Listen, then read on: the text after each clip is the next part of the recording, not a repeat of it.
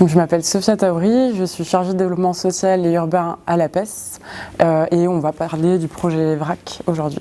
C'est un projet qui consiste à créer des groupements d'achat dans les quartiers politiques de la ville pour des produits alimentaires, d'hygiène et d'entretien.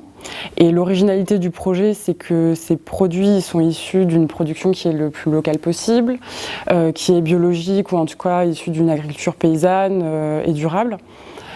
Et aussi sont proposés à prix coûtant aux habitants. Donc il n'y a aucun coût intermédiaire entre le producteur et le consommateur qui sont répercutés dans le prix final. Et enfin, comme le nom du projet l'indique, VRAC, les produits sont proposés sans emballage, donc en vrac lors de l'achat.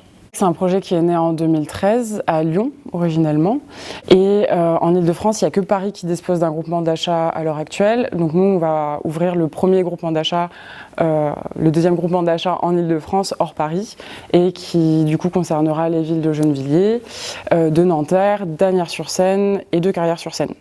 Caroline Cassas, chef de projet alimentation durable à la mairie de Gennevilliers, en charge de l'animation du projet alimentaire territorial de la ville. Alors sur Gennevilliers, l'accessibilité alimentaire, elle est assez complexe d'un point de vue des structures qui sont présentes sur la ville, sachant qu'on a, comme toutes les villes, accès via les grandes et moyennes surfaces.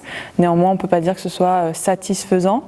On a tout de même 4 groupes d'AMAP qui sont présents sur 4 quartiers assez stratégiques et également une boutique associative qui se nomme la Gennevilloise. Et via ces 2 structures, on a des approvisionnements à la fois en bio et en local. Néanmoins, la population qui est touchée est assez limitée puisqu'on est sur 200 personnes en moyenne qui bénéficient via une adhésion de ces produits qualitatifs. Donc l'idée serait de pouvoir élargir en fait cette offre via de nouvelles structures, en créant de nouveaux points d'approvisionnement en alimentation durable pour pouvoir toucher toute notre population qui malheureusement aujourd'hui est avec un taux de pauvreté qui est assez élevé, 27% sur la ville, sachant qu'on est dans le département le plus riche de France, où le taux de pauvreté est à 11,9% et à l'échelle nationale, on est à 14,8%.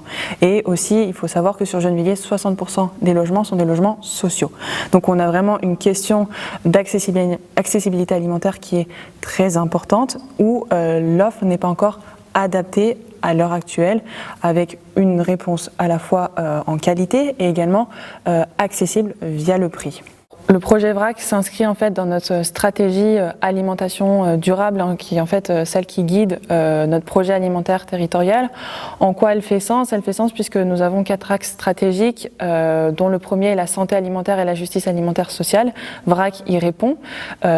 Par une question de prix, par une question de santé, puisque c'est proposer une alimentation issue de l'agriculture paysanne, biologique ou du commerce équitable, et également via un autre de nos axes stratégiques qui est la sensibilisation aux enjeux alimentaires, via tout le travail qui est fait en amont de la création de l'antenne et également après avec les concours de cuisine, les ateliers de sensibilisation qui sont réalisés au pied d'immeubles, et on a volonté en fait de toucher via la sensibilisation les habitants des quartiers de la politique de la ville.